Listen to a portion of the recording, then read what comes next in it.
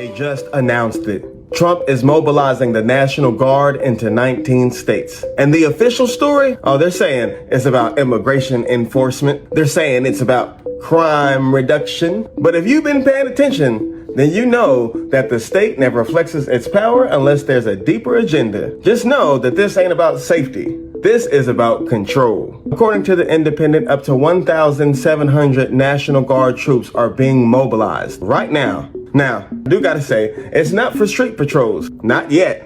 These National Guard troops are supposed to be there to provide logistical support to DHS and ICE. So they say.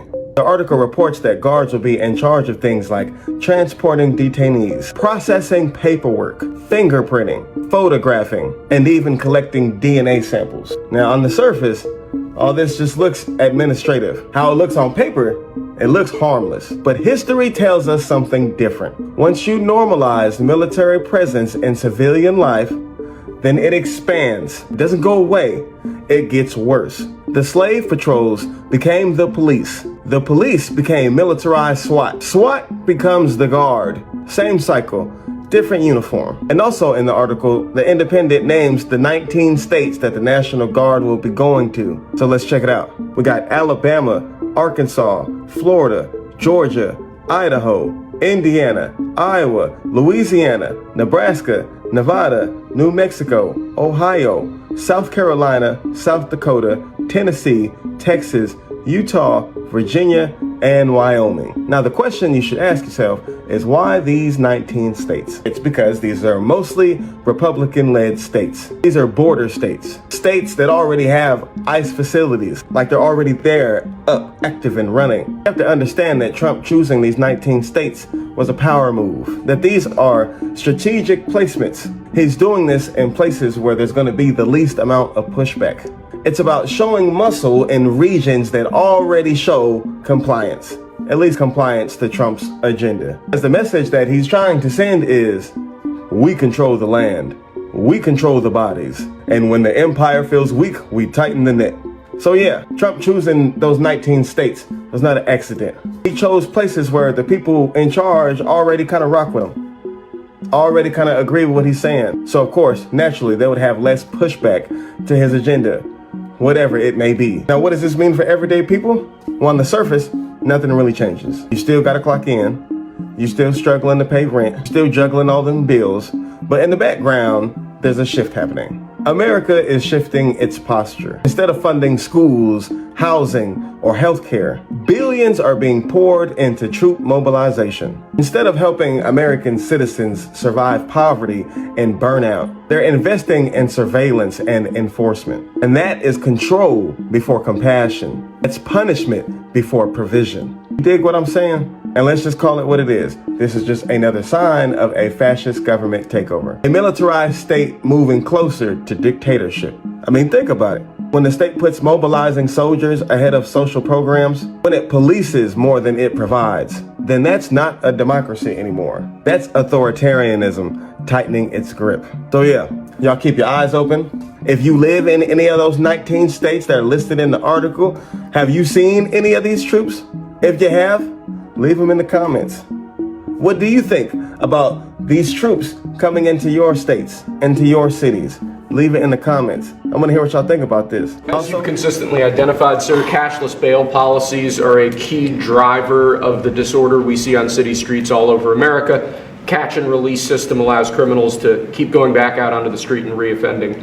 What this executive order does, it charges your attorney general with identifying jurisdictions all over the country that have cashless bail policies, and then it withholds or revokes federal funds and grants that are flowing to those jurisdictions to ensure that we're only supporting the people who have reasonable common sense policies around crime. So what area does it cover?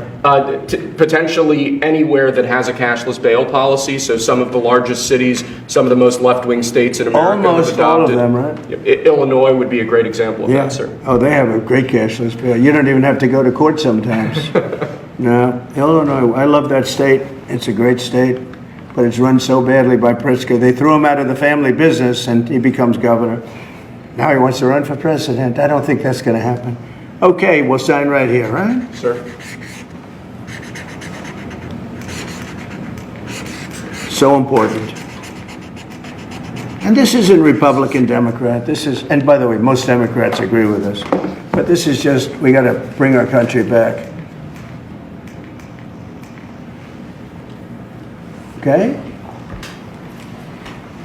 That's a big one. Also on the issue of cashless bail, sir, this is a DC-specific executive order. In addition to the measures that we're taking that are quite similar to what we're doing around the country, in DC in particular, the objective is holding as many criminal defendants in federal custody and subjecting them to federal charges as possible. That means that they'll be held pre-trial in federal jail as opposed to just being cut back out on the streets due to a cashless bail policy. Okay? And we have the room.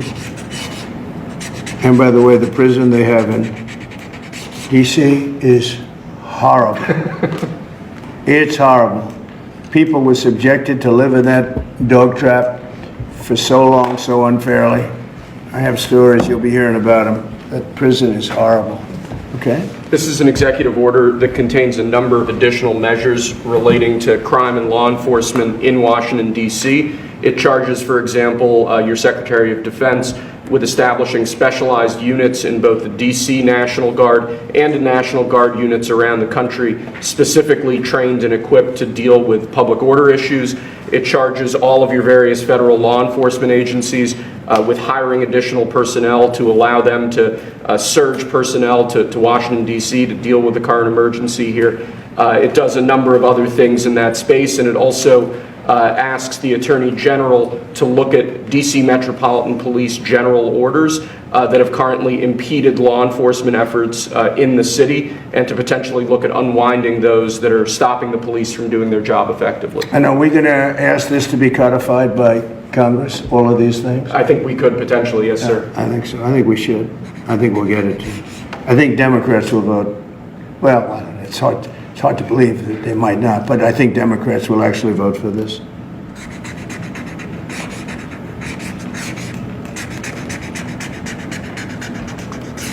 There's no auto pen that can do that, right? Look at that, Pam. Is that a good signature? Seriously, is that a good signature? Who can write like that? Nobody.